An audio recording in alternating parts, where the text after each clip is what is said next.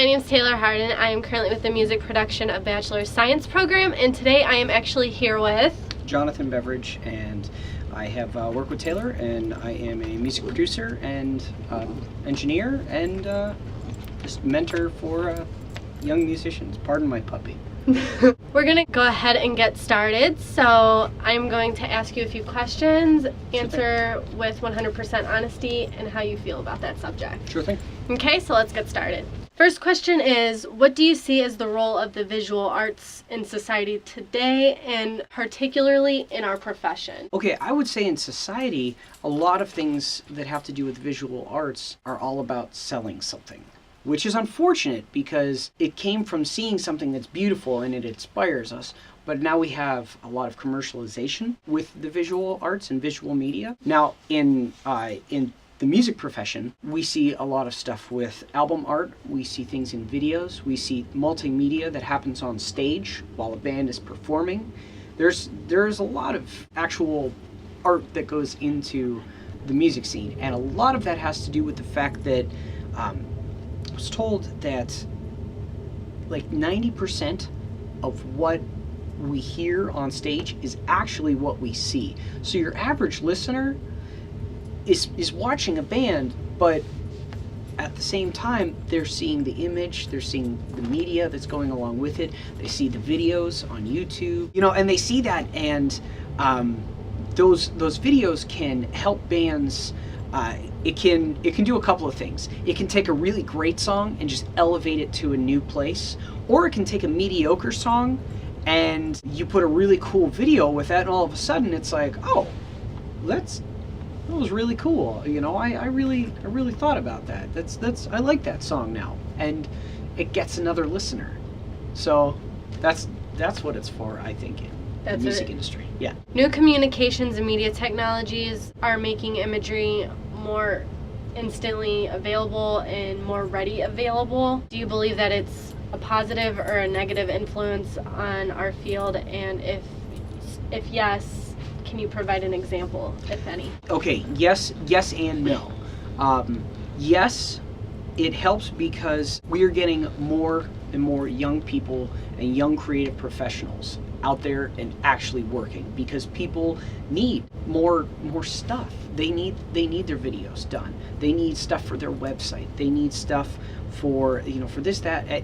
So the whole field is much bigger than it was before when it was just print. Now with digital media, that's one of the good things. It employs more artists, and that's a good thing. Starving artists, it's not actually a cool thing. It's something that sometimes you have to do, but not a cool thing. The negative, in my opinion, is that the people that aren't necessarily the creative professionals see that everybody else has this stuff, and they want it, and they want it immediately, and they don't want to pay for it because they don't think that it's actually worth money because everybody else has it. Oh, I got a buddy, he can do that, So whereas there's more and there's more opportunities, there's also a bit of underappreciation going on. What popular images do you see that kind of get repeated and overplayed throughout the industry? What I feel is very overplayed is there are certain things that are classic and certain things that are timeless and certain things that are just kind of overplayed. One of them, the classic, would be, you're in a band? Yeah, black t-shirts and jeans pretty much work like all the time for everything. Right. It's one of my favorite things in the world. One of the things that I feel is just overplayed is the half-naked girl, because you can't just put an artist that's mediocre. You can't just put an artist that's just mediocre and then take half the clothes off so that we're not necessarily... So all the vulgar art Well, I'm not saying that. That's a censorship thing, but it's using that as an image to get listeners when the music can't stand up to anything on its own. Who is one of your favorite visual artists? And if you do have one or not, what is your favorite style of visual art? I am blessed that I have two really awesome friends. One is a photographer and the other is a graphic designer. And I've been super fortunate to get to actually see things, how they grow from little bits to full professional works. And so one of the things that I absolutely love is photography and manipulated photography done by, actually good artists like David LaChapelle. His work is absolutely fantastic. It's so striking. I see it and I don't know what to think. I don't know what to feel, and I love that. I think that's absolutely great. You like the surprising, being on your toes, wondering what the product really means. Yeah, because it can come from some crazy dark and twisted places and just be these beautiful, striking images, and it's just done really well. So, and besides him as a modern visual artist, I love like impressionistic paintings and pointillism. Those are two of my favorite things. How has your knowledge of famous artwork influenced your creative process? Okay, so back in the day, I took an art history class, and the teacher talked like this all the time. Is this raised relief? Is this lowered?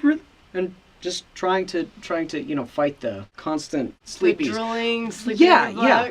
But the thing that got to me is beyond that, the horrid teaching style. Beyond that was the actual pieces of art itself. When we were doing like the ancient art, and talking about the process of how these pieces of art were created, that's what spoke to me. It is the process of how these things are made. Same thing with impressionism. Same thing with pointillism.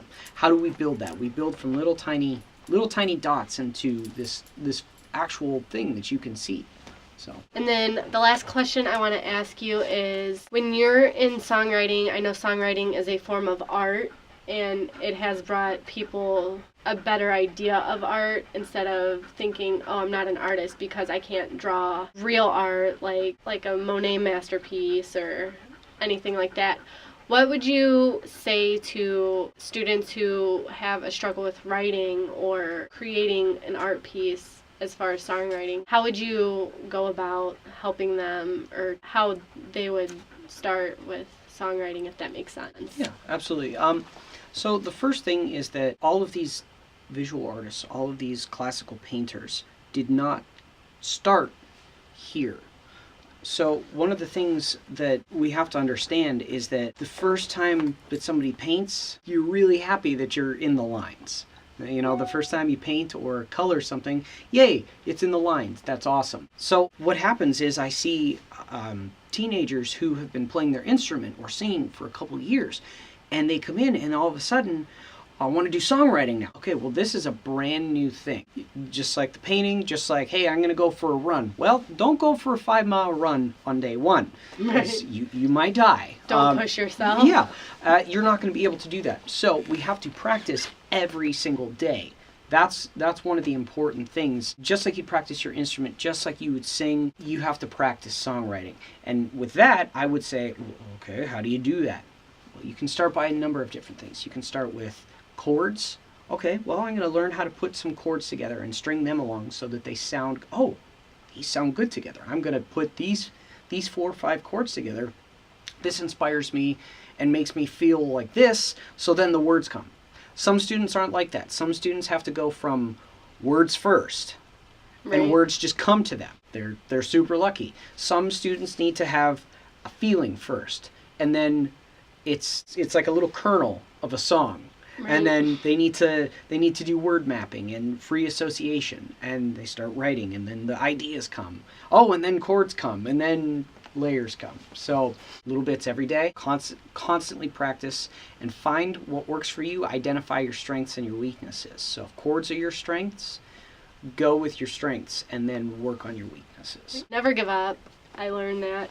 I learned a lot of that from you. Right on. And I don't think if I never met you, I would be as far as I really thought I am right now. So I want to thank you for helping me, pushing me, always lifting me up higher, even when I'm already lifted up. But I want to thank you very much for this interview, and I had a really good time with you. Covered in dog slobber, sorry.